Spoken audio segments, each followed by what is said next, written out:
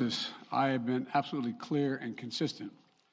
The United States is prepared. This weekend, I spoke again with President Putin to make clear that we are ready to keep pursuing high-level diplomacy, to reach written understandings among Russia, the United States, and the nations of Europe to address legitimate security concerns.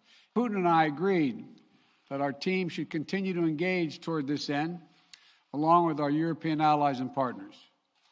As long as there is hope of diplomatic resolution that prevents the use of force and avoids incredible human suffering that would follow, we will pursue it.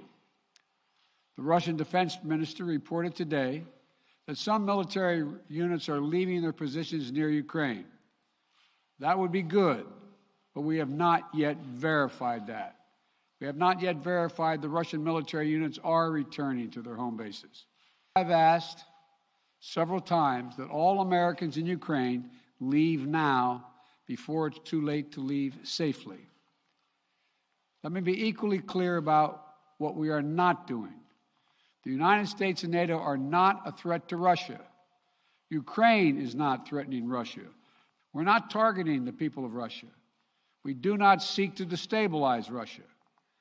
To the citizens of Russia, you are not our enemy. If Russia does invade in the days and weeks ahead, the human cost for Ukraine will be immense. The world will not forget that Russia chose needless death and destruction. We will put intense pressure on their largest and most significant financial institutions and key industries. These measures are ready to go as soon and if Russia moves. We'll impose long-term consequences that will undermine Russia's ability to compete economically and strategically. And when it comes to Nord Stream 2, the pipeline that would bring natural gas from Russia to Germany, if Russia further invades Ukraine, it will not happen. While I will not send American servicemen to fight in Ukraine, we have supplied the Ukrainian military with equipment to help them defend themselves. We provided training and advice and intelligence for the same purpose. And make no mistake, the United States will defend every inch of NATO territory with the full force of American power.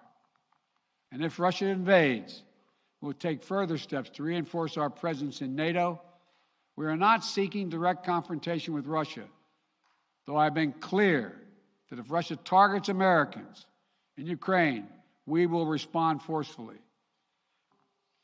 For the sake of historic responsibility, Russia and the United States share for global stability, for the sake of our common future, to choose diplomacy.